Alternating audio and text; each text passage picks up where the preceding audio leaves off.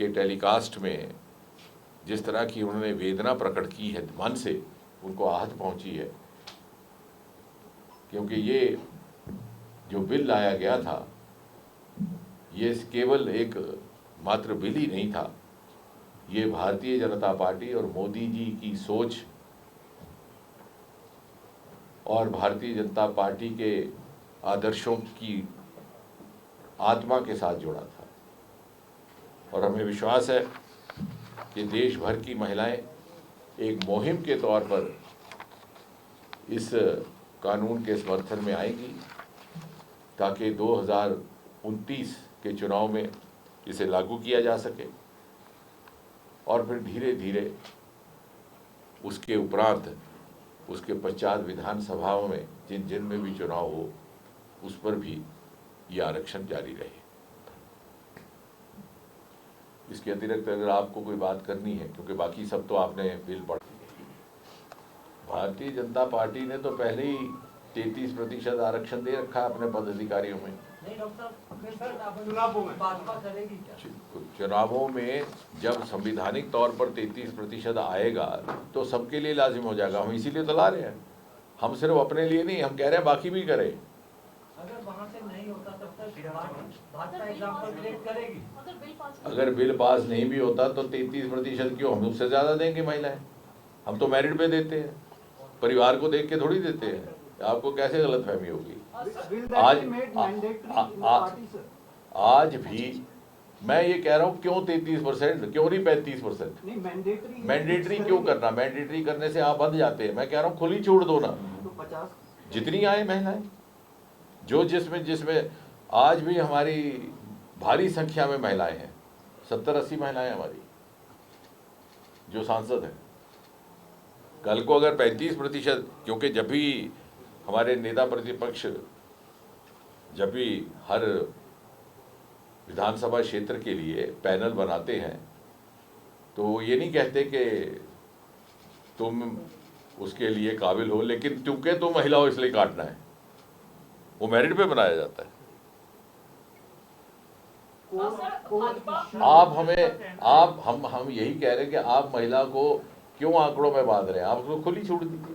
और इशू जो है कांग्रेस सबसे बड़ी पार्टी अपने आप को क्लेम करती है, क्या भाजपा को ये पता नहीं था कि बिल गिर जाएगा? ऐसे तो आप लोग सारी रिसर्च करते हैं, और जब 2 राज्यों में चुनाव है उस समय भी विशेष सत्र क्यों बुलाया गया? और दूसरा ये कि जब आप लोगों ने 2023 में ये बिल पास किया था तो आप लोगों ने कहा था कि नए तरीके से सेंसस को लिया जाएगा, डिलिमिटेशन, ओबीसी रिजर्वेशन की बात हो रही है। राज्यसभा में जिस तरह आप लोगों ने उसके लिए निर्धारित नहीं किया है कि कितना रिजर्वेशन होगा, तो क्या इसका इम्पैक्ट होगा? क्या ये पॉलिटिकल स्टंट है? ये प्रश्न आप पूछने वाली कोई मेरे ख्याल 100 के बाद 100 लोग तो पूछ चुके हैं, और आपने क्या इसका उत्तर सुना अभी तक? इसमें सर क्योंकि ये बार बार पूछा जा रहा है। इसकी पहली बात तो ये है कि हम रिसर्च करते हैं, चोरी नहीं करते। हम दूसरी पार्टियों के दफ्तरों में जाके ताक झांक नहीं करते कि वो क्या सलाह कर रहे हैं कि वोट कहाँ डालना है।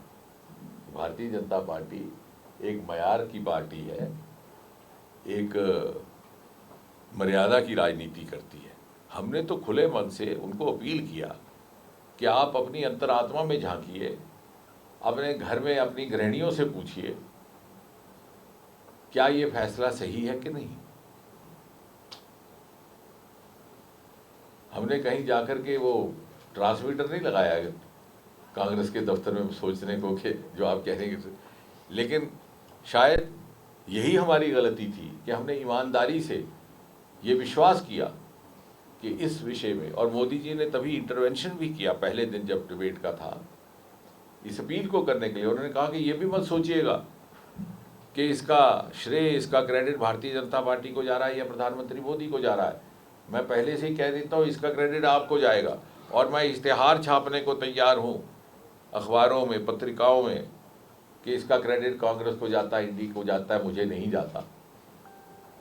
इससे ज़्यादा और ईमानदारी क्या हो सकती तो जिस तरह सर, से असेंबली प्राइम और मिनिस्टर ने डेली कल अपने में थोड़ा सा नेशनल टेक्निकली एड्रेस बता दें में तो ज़्यादा क्लैरिफाई एक किया एक है, एक हाँ चलो जिस तरह से इनको प्राइम मिनिस्टर ने कल अपने नेशनल एड्रेस में क्लैरिफाई किया वो 33% ही कहा है, लेकिन जो मेरिट के आधार पर हमारी पार्टी टिकटें देती है वो जो मेरिट के आधार पर टिकट देती है, माननीय सरोज पांडे जी हमारी बड़ी वरिष्ठ नेता, बहुत पुरानी आशा जी। हमारी साथी हैं, आशा जी, और ये ख़ास तौर से इस विषय के प्रति मेरा आपसे सवाल मैं ये कह रहा था आरक्षण 33%, लेकिन मैं ये कह रहा हूँ, अब सरोज जी भी आ गई, इनका कहना था कि क्या आप अपनी पार्टी में 33% देते हैं कि देंगे। मैंने कहा हमारी पार्टी में मेरिट के आधार पर टिकट दी जाता है, 33 के बजाय 35 भी हो सकता है, जहाँ हमें महिला मिलेगी। हम कोई परिवार की महिला को तो देते नहीं है। मेरा जितेंद्र जी सवाल यही था कि उस मेरिट में ऐसा नहीं है, ये आपको लग रहा है, जहाँ जहाँ भी क्योंकि सूची वो दिखती नहीं है ना, आपकी मेरिट में वो महिला दिखती नहीं है वीएस रमा देवी के अलावा, कि जिसको आपने कभी प्रदेशाध्यक्ष कहीं का बनाया हो। ऐसा नहीं है। महिलाएं, ये पिछले 12 सालों में ही महिलाओं की भूमिका बढ़ी है, ये भी आप सोचिए। पहले तो बिल्कुल ही नहीं दिखती थी, रमा देवी भी नहीं दिखती थी। पार्टी चलाने की स्वतंत्रता क्यों नहीं मिल पा रही है? बिल्कुल है, बिल्कुल है, ऐसा कुछ नहीं है। लेकिन क्या हुआ कि गत 12 वर्षों में ही ये सिलसिला शुरू हुआ। उससे पहले तो महिलाओं की भागीदारी राजनीति में लगभग थी ही नहीं। पहला राजनीतिक दल है जिसने 33% आरक्षण हाँ, दिया। और जैसे मैंने पहले भी कह चुका, और अब ये मैडम भी कह रही है कि पहला राजनीतिक दल है जिसने 33% आरक्षण दिया है, संगठन में दिया, संगठन में दिया है। वहीं से शुरुआत हो गया। लेकिन दूसरी पार्टी ने हमें देखकर भी नहीं दिया। सर 2023 का बिल फिर से कांग्रेस इंट्रोड्यूस करने को बोल रही थी, इसको दोबारा से इंट्रोड्यूस करेगी या कुछ और संशोधन या कुछ अलग तरीके से इसका सब होना जाएगा? नहीं, ऐसा है कि अब हमें विश्वास कैसे कर ले कांग्रेस पार्टी को। वो जो कहते हैं जब हम उस पर अमल करते हैं तो आगे बढ़ने से इनकार कर देते हैं। इस बार भी तो हमने सोचा था कि वो सर्वसम्मति से इस बिल को पारित करवाएंगे, उसमें मदद करेंगे। ना उन्होंने अपनी अंतरात्मा की बात सुनी, ना उन्होंने अपने घर में रहने वाली गृहिणी और बेटियों की बात सुनी, ना समाज की महिलाओं की बात सुनी। तो जिनका रिकॉर्ड इस तरह का है, जो अपने घर के ना हो सके, उन पर हम कैसे विश्वास करें। हमारे बीच में विगत दिनों जो संसद में हुआ और उस ऐतिहासिक दिन के लिए हम सब पूरे देश भर की महिलाएं इंतज़ार कर रही थी कि आरक्षण लागू हो जाएगा। 33% आरक्षण विधानसभा में और लोकसभा में। बिल पेश हुआ, संविधान में संशोधन के साथ पेश हुआ, और इस मंशा के साथ में उसे रखा गया कि 2029 में देश की संसद में और विधानसभाओं में महिलाओं को स्थान मिलेगा। लेकिन जिस प्रकार से एक अच्छी मंशा को विपक्ष ने धराशायी करने का काम किया, और उस बिल के गिरने के बाद जैसा उनका व्यवहार सदन के अंदर में था, वो हम सब महिलाओं को अंदर तक आहत करता है।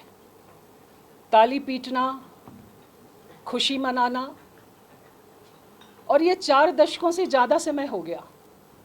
हम 4 दशक से ज़्यादा समय से इंतज़ार कर रहे हैं। भारतीय जनता पार्टी वो पहला राजनीतिक दल है जिसने 33% आरक्षण अपने संगठन में देके महिलाओं को आगे बढ़ाने का प्रयास किया। हमने शुरुआत करी, लेकिन अभी तक महिलाओं को केवल वोटर के तौर पर इस्तेमाल किया जाता है। वोट की राजनीति के लिए महिलाओं का उपयोग होता है। कौन सी जगह से ज़्यादा और किस मुद्दे पे महिलाएं हमको वोट करेंगी। प्रियंका गांधी जी, जिस प्रकार से मैंने उनको सदन में सुना था कि उन्होंने कहा कि लड़की हूँ, लड़ सकती हूँ, हम ये प्रश्न उनको ज़रूर पूछना चाहते हैं कि वो लड़की बाकी बहनों की लड़ाई क्यों नहीं लड़ी, उन्होंने इस लड़ाई को क्यों छोड़ दिया। ये प्रश्न चिन्ह आज हम सब बराबर इसको खड़ा करना चाहते हैं। और कब तक, आखिर कब तक ये भेंट हम चढ़ते रहेंगे। महिलाएं आज नेतृत्व करता हैं। पूरे विश्व में सबसे ज़्यादा पायलट भारत में हैं। पहले और अब की स्थितियां बदली हैं। महिलाएं नीति निर्माता बने, केवल लाभार्थी के तौर पर, वोटर के तौर पर उनको न देखा जाए। भारतीय जनता पार्टी ने इस बहुत साफ स्पष्ट मंशा के साथ में बिल को पेश किया और जिस प्रकार की परिस्थितियां 2014 से अगर आप देखेंगे तो प्रधानमंत्री जी ने एक एक करके योजनाओं को आगे बढ़ाने का प्रयास किया जो महिलाओं के हित का था। प्रधानमंत्री आवास योजना, उस पर अगर मालिक के उस पर नाम लिखा जाएगा, उस मकान के मालिक का नाम होगा तो महिला का नाम होगा। एक ये सम्मान है, बेटी बचाओ बेटी पढ़ाओ। ये बहुत छोटा स्लोगन लेकिन बहुत दूर तक असर करने वाला था। ऐसे बहुत से राज्य थे जहां बेटी का पैदा होना अभिशाप था। लोग बेटी पैदा होने के साथ साथ इतने बड़े दूध के बर्तन में उस बिटिया की विदाई की तैयारी कर देते थे और उससे आगे बढ़ के लोगों ने अगर पेट में ही कन्या भ्रूण हत्या की स्थितियां इतनी ज़्यादा हो गई कि अनुपात बिगड़ गया। प्रधानमंत्री जी ने शुरुआत करी कन्या बेटी बचाओ बेटी पढ़ाओ को और इसका सकारात्मक पहल है कि आज बेटियां पुरुषों के बराबर हैं। ये अनुपात ठीक हुआ, ये बहुत घातक परिणाम देता। उज्ज्वला योजना, गैस बहनों को मिले और उन्हें 40 की उम्र में 70 साल की बीमारियां ना लग जाएं। होता ये था कि वो जब चूल्हे फूकने की शुरुआत करती थी तो 40 की उम्र में उस बहन इतना धुआं वो सक कर लेती थी कि उस बहन को 70 साल में जो बीमारियां होनी चाहिए थी उसके लंग्स काम करना बंद कर देते थे और उस बहन को कोई भी सुविधा नहीं मिलती थी। गरीबी के कारण उसका इलाज नहीं हो पाता था। प्रधानमंत्री जी ने कहा कि जो गरीब हैं उनका भारत आयुष्मान योजना में इलाज होना चाहिए। ये सब चीज़ें प्रधानमंत्री जी ने 2014 से शुरुआत करी। इसके पहले भी इन सब पर बात हो सकती थी लेकिन ये योजनाओं पर किसी ने ध्यान नहीं दिया। और सबसे बड़ी बात, बहुत छोटी बात थी लेकिन मैं संकोच के साथ कहती हूँ, शौचालय की बात है। जब हम कभी यूपी वगैरह के गांव की तरफ जाते थे तो वहाँ पर महिलाएं शाम होने का इंतज़ार करती थी, वो बाहर नहीं जाती थी, एक अमानवीय यंत्रणा से गुजरती थी। शौचालय सब घर पर बने और ज़रूर बने, इसके लिए प्रधानमंत्री जी ने शुरुआत करी। कांग्रेस के नेता ने उपहास उड़ाया, उन्होंने कहा कि प्रधानमंत्री को शौचालय बनाने के लिए बनाया है। इतनी छोटी सी बात थी लेकिन मन को पीड़ा पहुंचाने वाली बात थी। मैं इसलिए इस बातों का जिक्र कर रही हूं कि 2014 से देश के प्रधानमंत्री नरेंद्र मोदी जी ने आम जनता की भावनाओं के अनुरूप जिस प्रकार के निर्णय किए हैं, ये सब निर्णय मन को छूने वाले थे और बहनें उन पर बहुत विश्वास कर रही हैं।